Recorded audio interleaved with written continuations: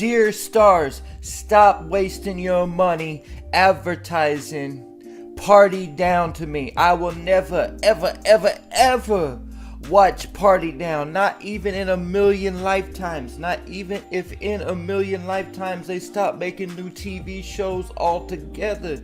I'm still not even gonna watch Party Down for 2 minutes. And while I'm at it, stop wasting your money advertising those commercials with the lady from Friends and Scream whose husband smashed a ghost on all my YouTube videos. I will never watch that show either. Thank you very much. What's up, everybody? I've talked about on previous videos that I appreciate the realness of the BMF series.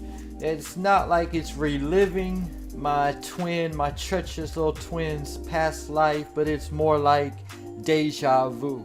It's not like I can say I remember when this happened, because it's not my story. It's more like, oh, this happened to me before and it feels really familiar, or this happened to my twin before and this feels really familiar. And I see Meech about to make a mistake that my twin has made, and I'm gonna get into that in a minute. But episode 207, Both Sides of the Fence, it was really exposing and showing the weaknesses of different characters. In my previous video, I talked about the weaknesses of both the ops, Lamar and Detective Bryant. And T said that Mickie was a Judas, that he played both sides and that was his weakness. And this definitely was not Mickie's first time playing both sides, because in season 1 he played both sides with Cato. He was not supposed to be getting involved with Cato in the first place because she was a member of the crew and he was one of the leaders of the crew. He was actually, Detective Bryant quoted as saying that Mickie was Meech's lieutenant in season 1, so I guess that was his place. If you want to give him a place in the organization, Mickie was Meech's lieutenant. So he definitely wasn't supposed to be messing with Cato because she's a part of the crew, and that was against their rules. But yet he had a relationship all season 1 with Cato, who was also a Judas, who just happened to be a Judas herself, who was playing both sides. She was a 50 boy, and she was also working for Lamar because Lamar was pressing her for information.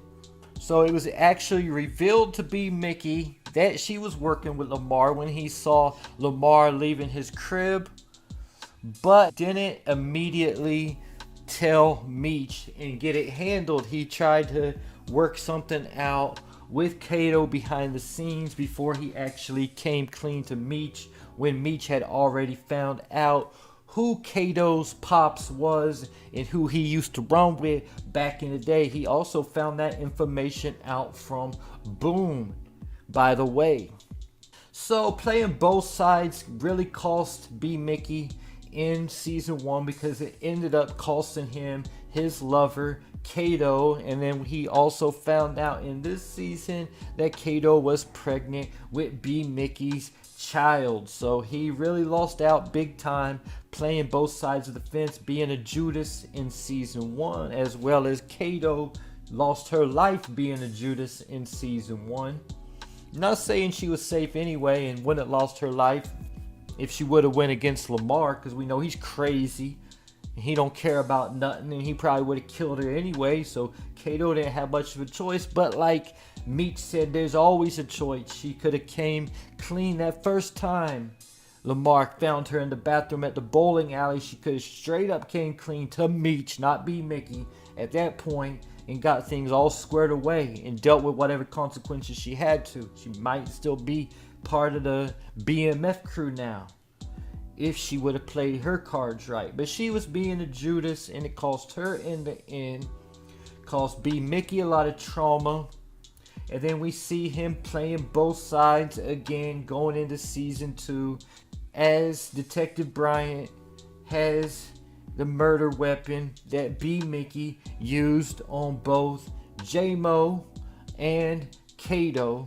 So he's playing him for that and pressing him for information and saying if he doesn't give him Demetrius Flannery, that he's going to charge him for a double homicide for the murder of Cato and J-Mo. And he has this gun that B. Mickie used for both these crimes locked away in his house in a safe. So he's pressing B. Mickie for this information. And B. Mickie is cooperating. Basically, Detective Bryant's CI this entire season, all the way up until the end of last episode when he was about to set Meech up, wearing the wire, about to deliver the 2 kilos to get Meech busted. But he had a change of heart at the last minute when Meech was showing him his love and his support and how much he cared about B. Mickie. It made B. Mickie change his mind and let Meech know to just jump out the back window and everything because he was wearing a wire. So I didn't think Meech was actually going to forgive B. Mickie. I didn't know what was going to happen moving forward, honestly. I didn't know. I definitely didn't expect Meech and B. Mickie to link back up. But now we saw in this episode that it was Detective Bryant who snatched B. Mickie at the end of last episode and had him held captive in the trunk of a car in some kind of abandoned lot, waiting for him to give him some kind of information about those 2 kilos that he took out the evidence room that he has to return back, that Meech ran off with through the back window. But since B. Mickie doesn't know where Meech did with it, he can't tell Bryant anything, and Bryant just locks him in this trunk, I guess to die or whatever, because Bryant moves on and finds a solution to his problem, but just leaves B. Mickie in the car for weeks, days. I don't know how long it had been. Enough time for Meech and Terry to go out the country and come back and have a funeral. So I reckon he was at least in that trunk a week. We can say at least probably a week he was locked in the trunk. Somehow managed banging on the trunk so long, managed to break out at the end of the episode and finding out that while he was locked in that trunk that his mom actually died. Probably Detective Bryant had something to do with it. If it wasn't for Detective Bryant, it's probably because Detective Bryant had her moved from the nice hospital back into the junkie hospital she was at originally. That gets me to Meech and K9. So Meech backdoors K9 to get the Colombian plug Cena that K9 had ended his relationship with.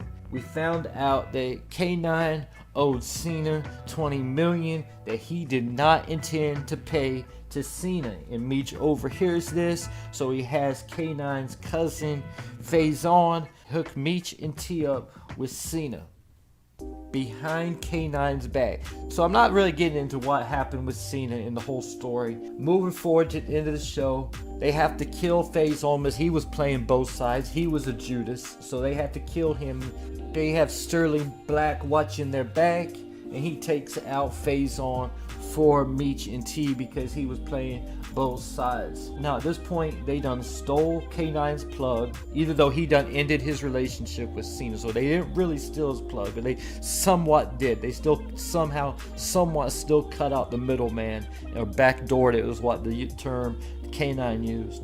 And they killed K9's cousin, but K9's cousin was going behind his back. And we done seen earlier in the episode, K9 is so wild, he shot his own mom in the face for stealing, or the side of the head for stealing, and Terry called him a sociopath. He didn't want nothing to do with K9, but nonetheless K9 finds out about all this, and they got to now go and meet with K9. But Sterling Black is also there watching Meech's back. But at the end of the day, K9 tells Meech that this mentorship is over with. You're now a boss. And he basically hands the keys over to the city of Detroit to Meech. And Meech now is responsible for K9's. He saved K9's life with the Colombians. He took out his Judas cousin who was trying to go behind his back to have him killed. And now K9 has $20 million in his pocket, and if he wants to be, he's out of the game. I can't say clean, but he might think he's clean, but he has a lot of blood on his hands.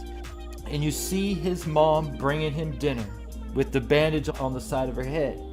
And he tells Meech, I guess this is a message he's sending to Meech, because him and Meech are family. Meech has been his, basically his disciple this entire time. And he tells Meech, family should sometimes be forgiven. And that's basically how he feels. Him and Meech is family. He's taught Meech a lot. Basically, K9 has been a mentor to Meech this whole time. He's taught him a lot of different stuff about the game as Meech has been coming up, as K9 being his mentorship. But that gets me into the question, should Meech forgive B Mickie, who has been playing a Judas for 2 seasons now and almost got him set up by the police? And my answer is never. Never, ever, ever should he forgive B Mickie and let B Mickie back into BMF. I told you I was going to get into a story about my twin later on in the video. So my twin grew up playing basketball with this kid. They actually met at about 5-6 years old playing flag football. And they grew up together playing basketball. Both of them working on their skills to become the best basketball players they could be as they grow up playing basketball together. To the point they're the only 2 kids from their entire school that get sent to D1 elite camp. But soon after that D1 elite camp, summer is over with. My twin's friend goes on, continues to play basketball, but my twin actually starts getting involved in petty crime and mischief and things like that. My twin's friend goes off to college, but he had to go off to some special college to play basketball because his SAT scores were too low. But nonetheless, he went to some college to play basketball or whatever, while my twin goes off into the streets and gets into the game and everything. So after a little while, my twin's friend is back in town, hanging back. I guess he couldn't pass enough classes to stay in school or whatever. I mean, he was definitely good enough at basketball, but he had problems in school all the way since high school. So whatever reason, he's back in town now. And he starts hanging around my twin again. And my twin sells him a bag of pills. And he goes off, everything's cool. Couple days later, the kid that the basketball players always hanging out with comes and shows up at my twin's place, talking about let's go off and get something to eat and ride off and smoke a couple blunts or whatever. So they go off, everything's good. They're smoking a couple blunts, finishing up, pulling back into the apartment complex. But when they get back into the apartment complex, there's actually a police checkpoint now at the front of the apartment complex. So my twin is thinking everything is all good here. All we got is this little roach. Just put this roach up and we're fine. When they get stopped and pulled out the car immediately, they start searching through the car. And what do they find in the car but the same bag of pills that the kid had just bought a couple days earlier? So now they take the other kid off in a different paddy wagon than my twin. They take my twin off to jail, and the other kid never shows up on the paperwork or anything like that, even though he was the one driving the car. My twin gets blamed for the entire crime, has to now start getting a lawyer, and they got him going downtown and peeing in a cup every week. But yeah, he didn't think nothing about his friend setting him up. He just felt like it was coincidence. The kid had told him he left the pills under the car or whatever for whatever reason. And it was like, okay, it was cool. It just happened to be a coincidence. A couple months later, this case is still causing my twin some problems. He actually has to move like twice, but he's now set up in a real nice condo and everything's not cool, but he's all right, I should say. He ain't so worried about too much. Still having to go downtown every week and pee in a cup and everything. So the basketball player shows up again, just to buy like maybe like just a little small bag of weed or whatever. And he decides he gonna take my twin downtown to do his drug test or whatever. And as they're going downtown, guess what happens? The cops just happen to pull that kid's car over and yank them both out the car. And my twin is fine. He don't got nothing on him again. The kid has that little 20 bag of weed on him. And he obviously, they come, I don't know what goes on with him and the cops. They go back to my twin saying, oh, they say that he says that you're a drug dealer and he got this from you and this and that. You need to tell us. And my twin don't tell them anything. So I don't know what he's talking about. He said he's just blaming me because he don't want to get in trouble for what he's doing. I don't got nothing on me, as you see. I wasn't smoking. I could pass a drug test right now, is what my twin told him. So they have to let my twin go at that point. But somehow, at this point, while my twin is, they take the kid to jail and just leave my twin to walk on the side of the road. One of his OGs tell him, don't go back home. You better watch yourself. So he goes back home later, and his entire place had been raided, and his entire stash had been taken, and everything like that. So he gets out of there. He knows now that kid is a snitch. The kid he'd known ever since he was 5 years old, grew up playing basketball with, and everything else. He knew this kid now was a snitch and he can't be trusted. So he goes off to one of his homeboys to try to lay low for a while. And his homeboy is now passed away, told him he never liked the kid, period. So they never had any dealings with each other because they never even liked each other. He told him, don't bring this kid around here, and if he does bring the kid around, and he gonna deal with him himself, and he gonna put my twin out. So my twin is just laying low at this point and everything, still in the game, never got out the game at this point, but just not bringing that kid around, still doing the same business he had always been doing. Okay, well, at this point, some time passes, right? My twin's not at that kid's place no more. He's actually moved up in the game, doing a lot better. He's not even he's finished with that case and everything. But he has made the mistake of letting that basketball player who he grew up with from the time he was 5 back into his life again. He forgave the kid. The kid asked for the forgiveness. I mean, he forgave the kid. They known each other since they was in kindergarten, for crying out loud.